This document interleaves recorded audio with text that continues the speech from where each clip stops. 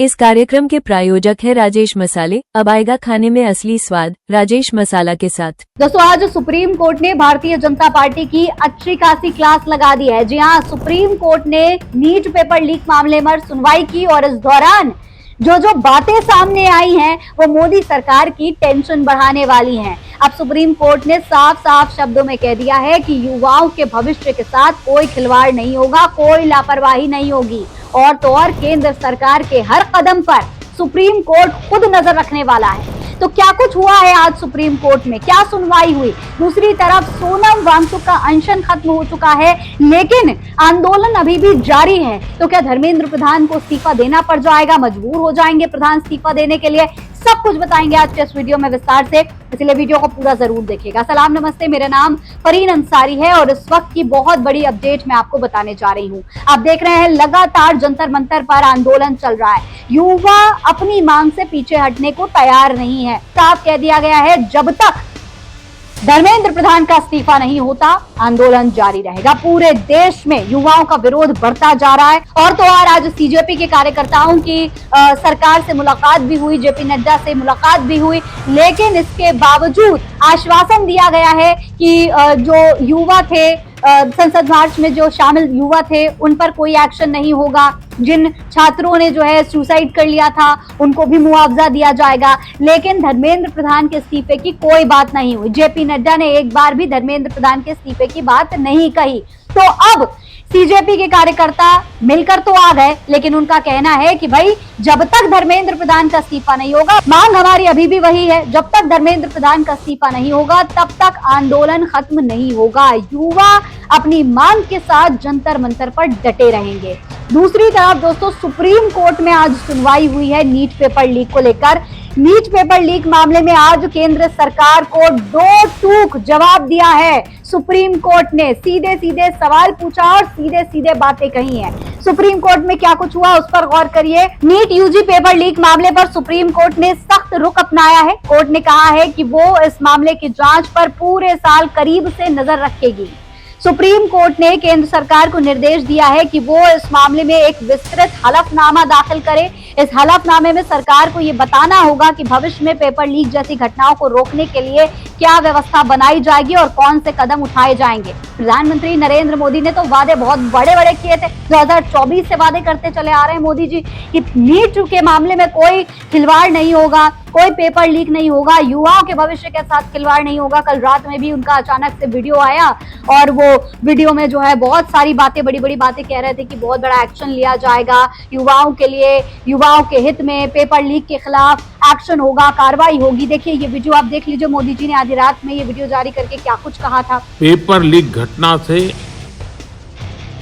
अब तक पिछले 2.5 महीनों में अनेक विध कदम उठाए गए, गुनहगारों को पकड़ा गया है, वे जेल में पड़े हैं। फास्ट ट्रैक कोर्ट और कठोर सजा के प्रावधान के साथ का ये मुसद्दा।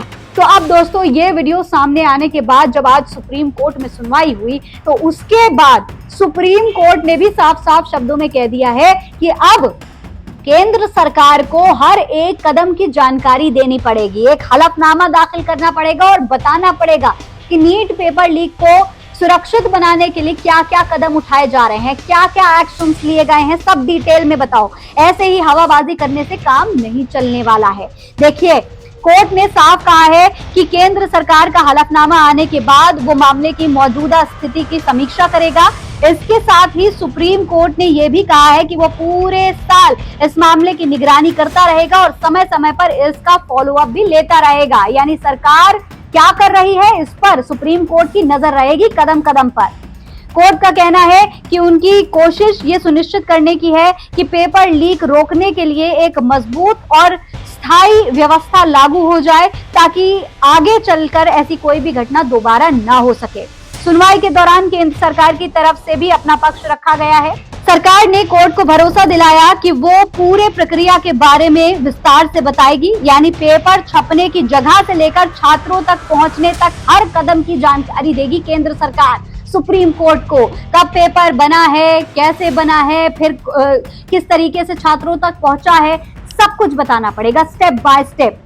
केंद्र सरकार ने कहा कि वो इस मामले में कोई कमी नहीं छोड़ रही है और हर मुमकिन कोशिश कर रही है। सरकार की तरफ से यह भी कहा गया है कि बच्चों की समस्याओं को गंभीरता से लिया जाना चाहिए और इस मामले की निगरानी सबसे उचित प्रशासनिक स्तर पर की जानी चाहिए, यानी कि हर स्तर पर कार्रवाई होनी चाहिए, इस पर बिल्कुल लापरवाही ना हो। अब हालांकि जो सुप्रीम कोर्ट का फैसला आया है उसके बाद केंद्र सरकार काफी एक्शन मोड में दिखाई दे रही है। एक के बाद एक बहुत बड़े बड़े फैसले आ रहे हैं। मोदी जी अभी पिछले 1 महीने से आंदोलन चल रहा है, तब तक किसी के कान में जूं नहीं रेंग रही थी, लेकिन अब जब मामला तूल पकड़ने लगा, छात्रों का आंदोलन बढ़ गया, संसद तक मार्च हो गई, तो अचानक सबको याद आ गया कि भैया देश के युवाओं के लिए कुछ करना है। सुप्रीम कोर्ट भी एक्शन मोड में दिखाई देने लगा और मोदी जी का भी वीडियो मैसेज जारी हो गया और तो और जेपी नड्डा भी मिलने पहुंच गए सोनम वांगचुक से। 26 दिन तक भूखे रहे सोनम वांगचुक, 26 दिन भूख हड़ताल चली। सोच लीजिए 26 दिन भूख हड़ताल करना आसान बात नहीं है। महात्मा गांधी अनशन पर बैठे थे तो अंग्रेज आ गए थे उनका अनशन तुड़वाने के लिए। अन्ना हजारे को 15 दिन में अनशन तुड़वाया था, लेकिन आज सोनम वांगचुक को 26 दिन हो गए और 26 दिन बाद जेपी नड्डा पहुंचे, उनको आश्वासन दिया, उनको लिखित में आश्वासन हाथ में पकड़ाया और फिर जाकर के उन्होंने अपना अनशन तोड़ा है। तब अब जाकर के भारतीय जनता पार्टी की सरकार जो है वो एक्शन मोड में दिखाई दी।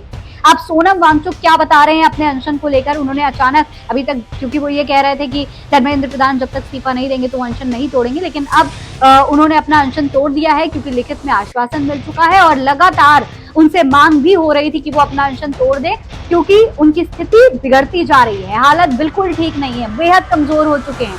तो अब सोनम वांगचुक ने क्या कुछ बताया, आप भी सुनिए। अब आप कहेंगे ज़रूर कि धर्मेंद्र प्रधान जी के इस्तीफे पे क्या हुआ। पहली बात तो इस बात पे वो अभी मुझे कोई आश्वासन नहीं दे पा रहे थे कि ऐसा कब होगा, और संसद के फर्श पर तो इस पे चर्चा होगी ही। अब मेरे सामने 2 रास्ते थे, या तो मैं और अनशन पर बैठूं हफ्तों और शायद उसी में ख़त्म हो जाऊं, फिर आप ही लोगों में से हज़ारों लोगों ने मुझे आज से 2-3 हफ्ते पहले से कहते आए हैं कि आपकी जान ज़रूरी है, आपको संघर्ष आगे रखना है, ज़िंदा रहना ज़रूरी है। मगर मैं ये भी नहीं मानता कि हमने ये हासिल नहीं किया है। दोस्तों, मेरा दिमाग अलग तरह से चलता है। अगर वो ऐसा नहीं करते, इस्तीफ़ा नहीं देते, तो इससे हानि हमें या बच्चों को नहीं होगा, सरकार को खुद होगा। इस छोटे से मुद्दे को न टालकर वो खुद अपनी हानि कर रहे हैं। तो इस तरीके से ये बहुत बड़ा एक्शन हो चुका है। राहुल गांधी भी इस पूरे मामले पे बयान देने लगे हैं। राहुल गांधी का भी साफ साफ शब्दों में यही कहना है कि जब तक धर्मेंद्र प्रधान का इस्तीफा नहीं होगा तब तक संसद में भी कोई चर्चा नहीं होगी और आंदोलन भी जारी रहना चाहिए। देखिए, राहुल गांधी ने 3 मांगे रखी है। राहुल गांधी का कहना है केंद्रीय शिक्षा मंत्री धर्मेंद्र प्रधान को पद से हटाया जाए, प्रदर्शन के दौरान छात्रों पर लाठीचार्ज करने वाले जिम्मेदार अधिकारियों के खिलाफ कार्रवाई की जाए, प्रधानमंत्री नरेंद्र मोदी छात्रों से माफी मांगे। तो ये तमाम मांगे हैं राहुल गांधी की। एक तरफ छात्र मांग रख रहे हैं धर्मेंद्र प्रधान के इस्तीफे की, दूसरी तरफ राहुल गांधी ने ये मांगे रखी हैं। मोदी माफी मांगे, प्रधान का इस्तीफा लें, तब जाकर कुछ हो पाएगा। तो अब क्या करेंगे प्रधानमंत्री नरेंद्र मोदी? क्या धर्मेंद्र प्रधान का इस्तीफा लिया जाएगा? सीजेपी के जो प्रतिनिधि जेपी नड्डा से मुलाकात करके आए हैं, उन्होंने भी कहा है कि हमने 24 घंटे का समय दे दिया है सरकार को। 24 घंटे के अंदर अंदर धर्मेंद्र प्रधान का इस्तीफा हो जाना चाहिए और अगर इस्तीफा नहीं हुआ तो आंदोलन जारी रहेगा। तो अब क्या होने वाला है? 24 घंटे बहुत भारी पड़ने वाले हैं भारतीय जनता पार्टी की सरकार को। प्रधानमंत्री नरेंद्र मोदी बहुत टेंशन में नजर आ रहे हैं। तो अब क्या करेंगे, क्या एक्शन होगा, सब कुछ आपको हम अपडेट देते रहेंगे, इसीलिए चैनल को सब्सक्राइब करना ना भूलें। जय हिंद, जय भारत।